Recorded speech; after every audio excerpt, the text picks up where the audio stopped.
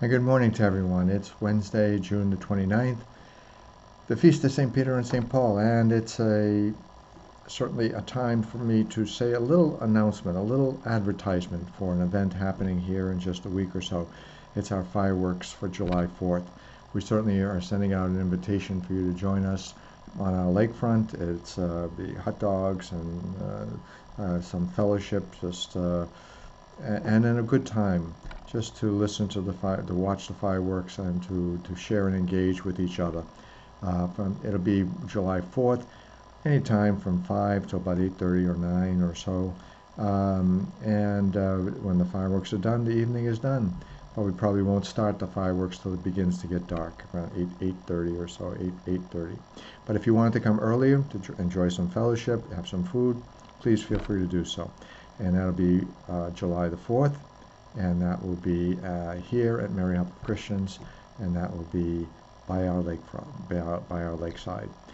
Come join us, have a great time, and give us an opportunity to host and to welcome all of you. Okay.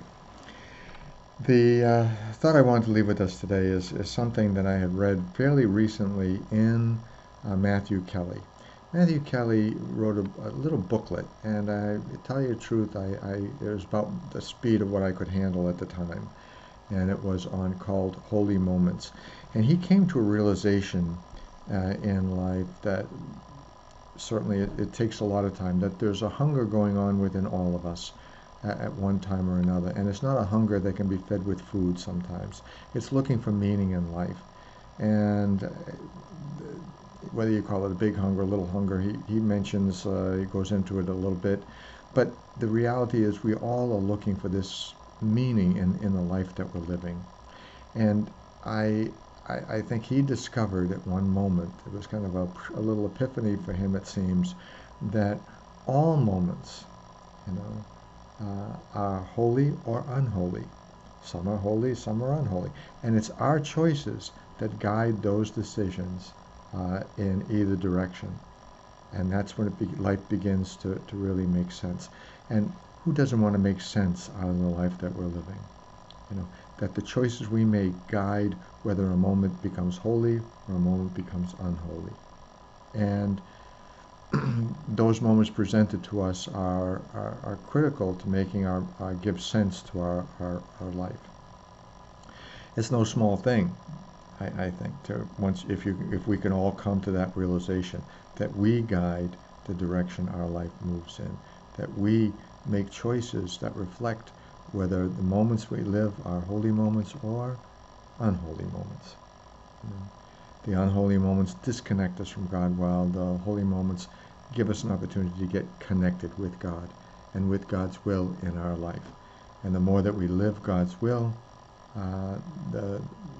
the joy that cannot be taken away from us. I think as Bishop Sheen says, every time we strive to do God's will, we will be filled with a certain sense of joy, and that joy will not be taken from us. So, who doesn't want to live with joy in their life and with a joy that cannot be taken from us?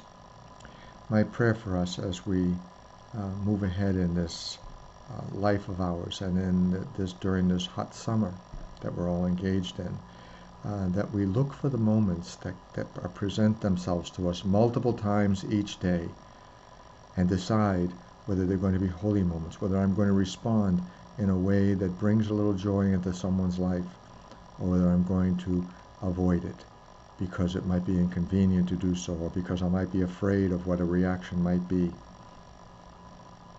We have to look beyond our fears and make every moment count, because the moments we have, we don't get back again. There's no mulligans in life. We can't hide from the dangers and the evils and all the other things in this COVID time of ours still, where COVID still continues to hang around and be this cloud in our life. We can't allow it to rain in our parade, and the parade we have is this gift of life. Every moment is a gift, and what we do with that gift, I think we're all going to be held accountable to sooner or later. Use the gifts. Choose to make the gifts of time and the opportunities that are given to us multiple times every day to make a holy difference in other people's lives. Think of others. I heard in our retreat talk the other day a thought that, it's come to head in my mind, but certainly not as clear.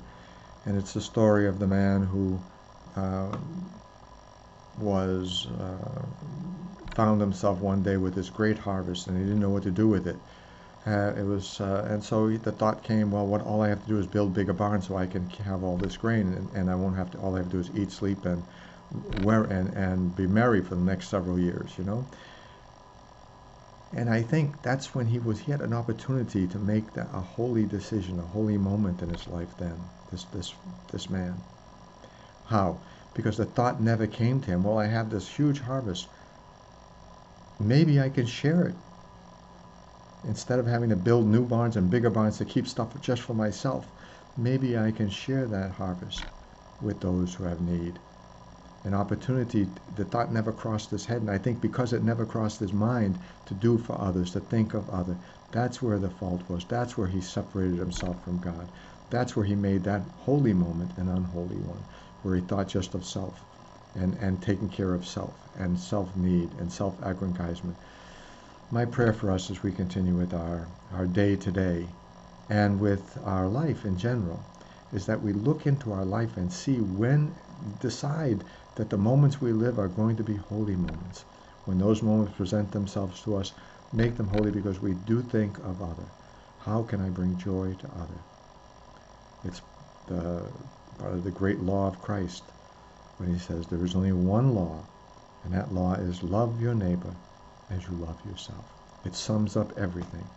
May we choose to follow that law, and in following it, may we draw closer to Christ and draw closer to God, and ultimately, through God, through that closeness with God, draw closer to one another, and be filled with the joy, that God's joy might be complete and our joy might be complete, that we might be filled with that joy, a joy that will never be taken from us. God bless you all. Have a great day, and know that we're thinking of you and praying for you. Do likewise for us. Mary, Help of Christians, pray for us. Mary, Help of Christians, pray for you.